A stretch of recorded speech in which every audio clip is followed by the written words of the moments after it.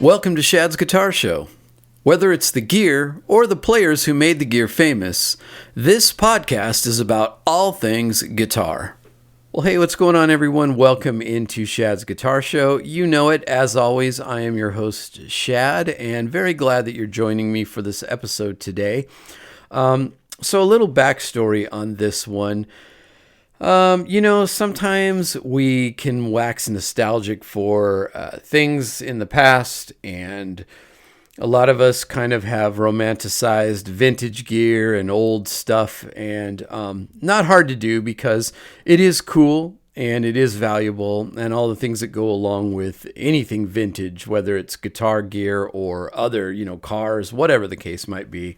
A lot of times there's a lot of value there, but this isn't so much about that as it is about just kind of thinking about cool things from the past. And one thing that always comes up when I'm thinking about cool things from the past in relation to guitars and gear is guitar amplifiers, because there was a certain magic about vintage amplifiers, just the simplicity of how they were made, the way they sounded.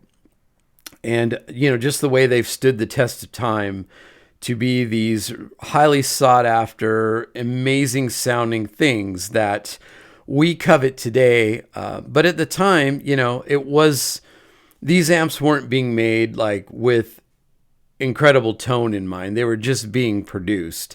And it's amazing how things back then, not to sound like an old curmudgeon, but how much better things were back then in the old days. And I think that has a lot to do with just the quality of the components that were available to use.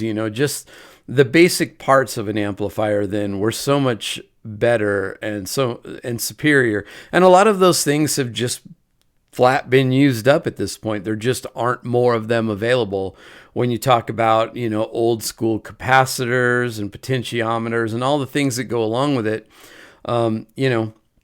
A lot of those things just don't exist anymore. The companies that made them are long gone. And so, we're left to utilize newer kinds of components that maybe just don't have the same magic and the same charm as the old stuff did. So on that note, I want to dive today into one of the most, beloved and copied guitar amplifiers of all time. And that is the Fender Tweed Deluxe, the 5E3 version, which was produced roughly from 55 to 60.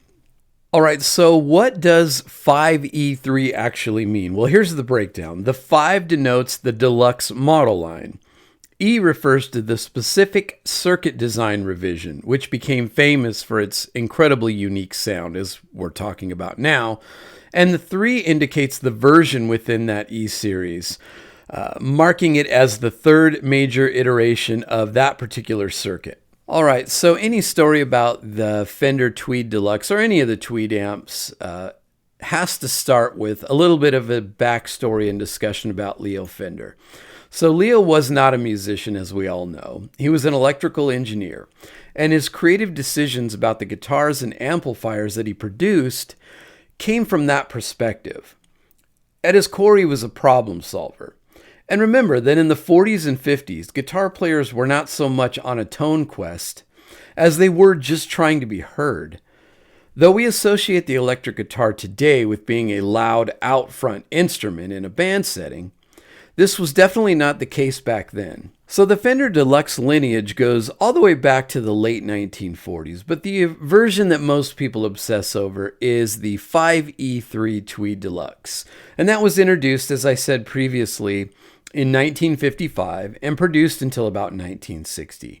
And the 5E3 just hits so many sweet spots perfectly. And a lot of these things are just happy accidents that occurred as Leo was trying to design an amp that was reliable, affordable, had reasonable volume, and was easy to service. The Deluxe was designed as a working musician's amp. It was small, portable, and pretty powerful for its size. The fact that it overdrives so well, as I said, is almost an accident, but it's a byproduct of the simple circuitry, cathode biasing, which we'll talk a little bit about later, no negative feedback loop. We'll also discuss that a little. And the modest power handling. And these limitations became its magic. So let's discuss the look of the amp a little bit. The 5E3 Deluxe, all the Tweed amps of that era, were wrapped in cotton twill fabric. Now, as a side note, it's actually incorrectly called tweed because the covering is not actually tweed, but it looked and felt similar. It was then lacquered with shellac. It wasn't about vintage mojo at the time. It was cheap, durable, and readily available. And over time, the tweed darkens and stains and wears in ways that look uniquely alive. And no two old tweeds age the same. And that visual vibe matches the sound perfectly.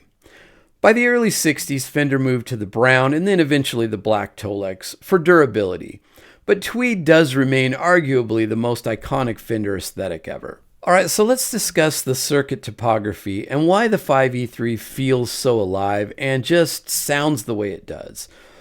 The 5E3 circuit is deceptively simple. Just two 6V6 power tubes, one 5Y3 rectifier tube, two 12AX7 preamp tubes, and the amp produced about 12 to 15 watts of power. But the magic is in how it's wired. So as I mentioned earlier, the power tubes are cathode biased. And cathode biasing uses a resistor and a capacitor on the tube's cathode to automatically generate the bias voltage, resulting in a stable, touch-responsive, and musically compressed operating point. And it's perfect for vintage-style guitar amplifiers.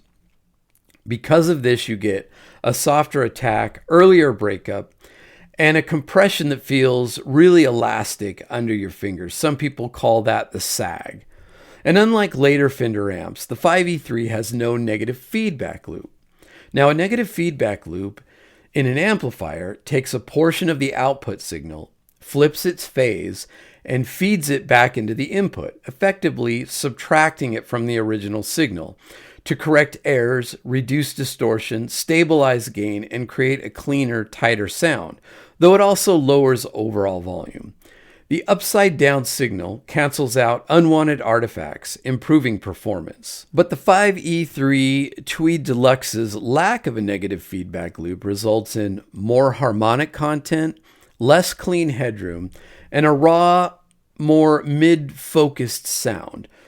And all of these factors work together to create that wonderful 5E3 Tweed Deluxe charm. The 5E3 Deluxe also has two inputs, a normal and a bright, and both have their own individual volume knobs, which are interactive. So turning one affects the other, even if nothing is plugged into that channel.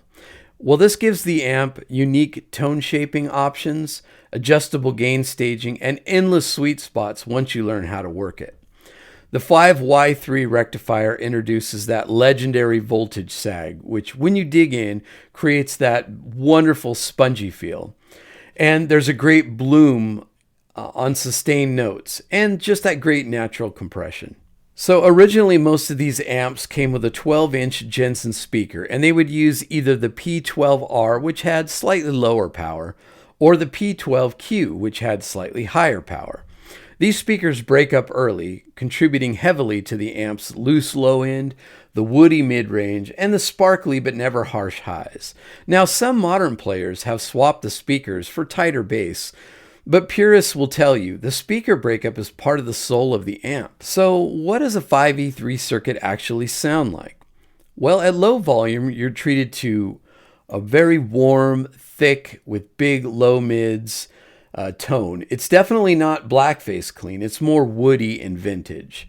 Now, when you turn it up a bit and get to that sweet edge of breakup spot, which is really the 5E3's home base, it becomes even more dynamic, touch sensitive, and you can get it to clean up really well with your guitar's volume knob.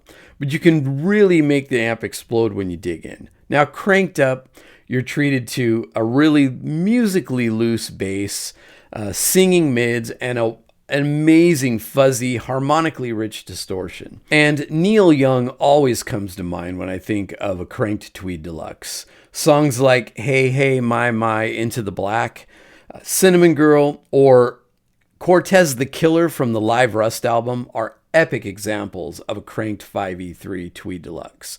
It is not tight, it is not polite, and that's why many players love it. And the 5E3 has been used by an incredible range of artists. The aforementioned Neil Young, who's used it pretty much his whole career. Don Felder of the Eagles, Billy Gibbons from ZZ Top, Mike Campbell from Tom Petty and the Heartbreakers, Larry Carlton, Joe Walsh, Pete Anderson, Rich Robinson, and even legendary jazz figures like Kenny Burrell and Grant Green used a 5E3 Tweed Deluxe in the studio.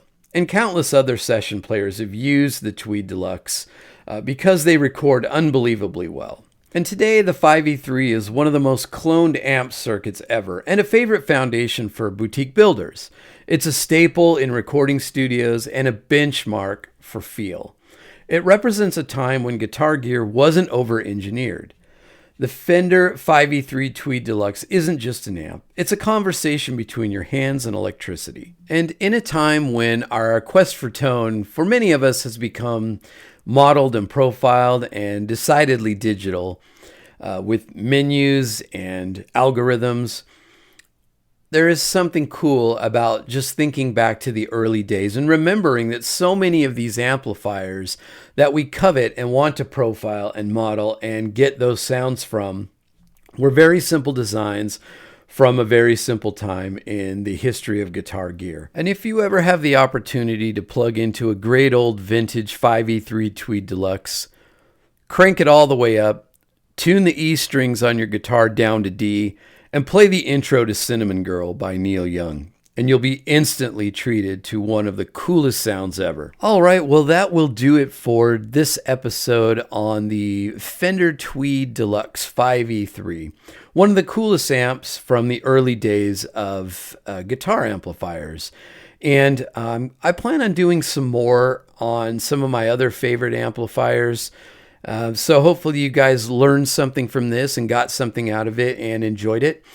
Certainly, if you did, please tell your friends about the show. Please rate, follow, subscribe, do whatever you can. You can find me on social media as well, Shad's Guitar Show on Instagram and also YouTube. So please subscribe or follow me there as well. I really appreciate your guys' support of the show. And I hope you guys have a Merry Christmas, which as of the release of this, I think is just around the corner. And I will talk to you guys next time.